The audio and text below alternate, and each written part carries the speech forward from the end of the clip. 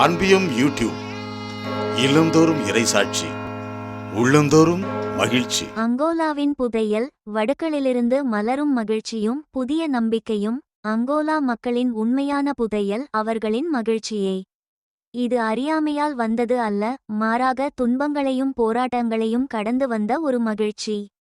பொருள் ஆசை மற்றும் சுயநலத்திலிருந்து விடுபடும்போது மட்டுமே இந்த மகிழ்ச்சி நிலைத்திருக்கும். ஏப்ரல் 18 லுவாண்டாவில் உள்ள அதிபர் மாளிகையில் அந்நாட்டு அரசு அதிகாரிகள், குடிமைச் சமூக பிரதிநிதிகள் மற்றும் தூதரக அதிகாரிகளுடனான சந்திப்பின் போது திருத்தந்தை 14ஆம் லியோ அவர்கள் ஆற்றிய உரை, உங்களிடையே இருப்பதில் நான் மிகுந்த மகிழ்ச்சி அடைகிறேன்.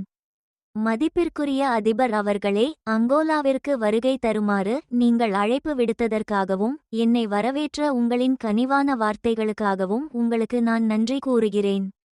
இறைவன் நேசிக்கும் இந்த நிலத்தில் அவரது பிரசன்னத்தின் அடையாளங்களை கண்டடையவும் அமைதி மற்றும் வெளிப்படைத்தன்மை கொண்ட உணர்வோடு உங்கள் மக்களைச் சந்திக்கவும் ஒரு புனித பயணியாக நான் இங்கு வந்துள்ளேன்.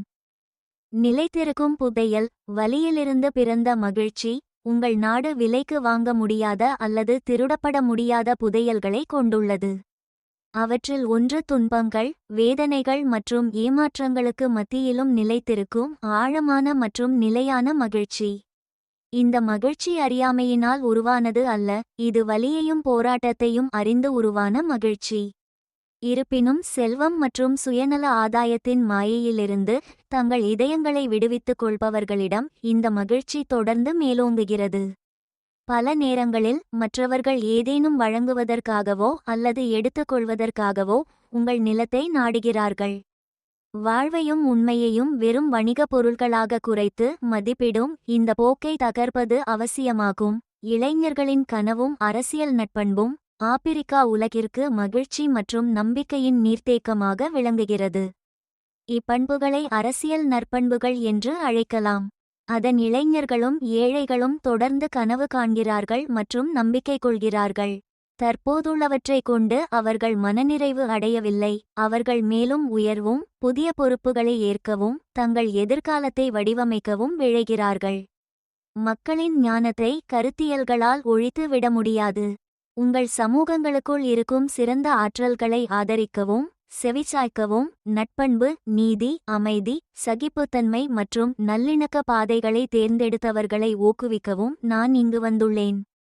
அதே வேளையில் பிரிவினையையும் அநீதியையும் தேர்ந்தெடுத்து நாட்டின் வளர்ச்சியை தடுப்பவர்களின் மனமாற்றத்திற்காக அனைத்து நல்மனம் கொண்ட மக்களுடன் நானும் இணைந்து வேண்டுகிறேன்.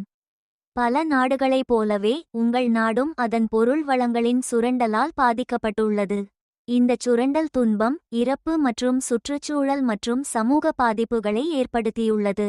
இது மக்களை புறக்கணிக்கும் மற்றும் பாகுபாடு காட்டும் ஒரு வளர்ச்சி மாதிரியை ஊக்குவிக்கிறது, இன்னும் இதுவே ஒரே வழி என்றும் உரிமை கோருகிறது. ஆனால் படைப்பு என்பது பன்முகத்தன்மைக்குள் இருக்கும் நல்லிணக்கம் என்பதை உங்கள் பாரம்பரியங்கள் நமக்கு நினைவூட்டுகின்றன.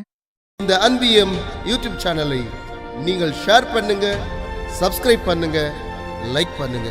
Wish you all the best.